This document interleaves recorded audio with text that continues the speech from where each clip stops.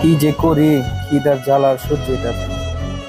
ভাই আমার না অনেক খিদা লাগছে, 3টা দিন হয়ে গেছে আমার পেটে কোনো দানা পানি পড়ে নাই। আপনি কি কিছু খাওয়াইবেন? 3 দিন ধরে খাও না, কি হয়েছে তোমার? কই থাক? ভাই থাকি গ্রামে, আইছিলাম ঢাকা, আমার থেকে ব্যাগ মানি ব্যাগ সব লয়ে গেছে। আচ্ছা ঠিক আছে, তোমার তো পরে শুনি, খাওয়া আগে খায় নি।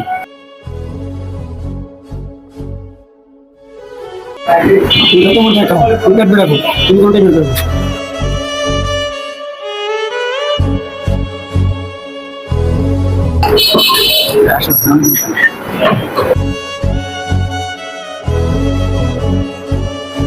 তুমি 3 দিন ধরে না খেয়ে রয়েছো, কি সমস্যা শুনিয়ে বেড়াও।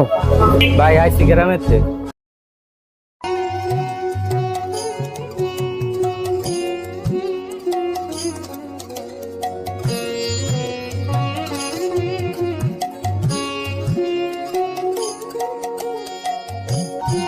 এই চিকেনটা চিনেন ভাই? না ভাই চিনি।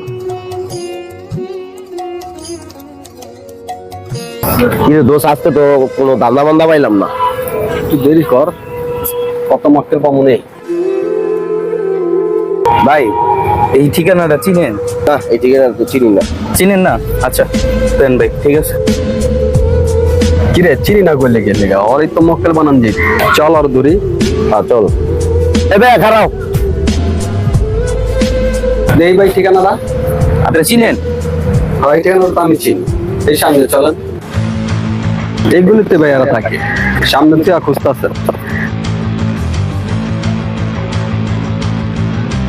এদিকে তো এদিকে খারাপ। এদিকেই? হ্যাঁ যা আছে সবকিছু ভাই ঘর। ওই ভাই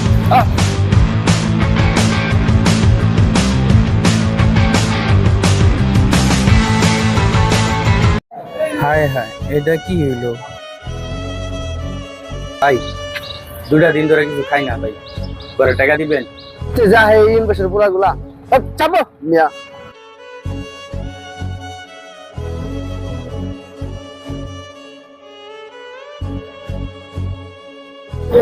খিদার জ্বালা সবচেয়ে বড় জ্বালা, কি আর করি, যা পানি খেয়ে আজকে দিন কাটাই দেই।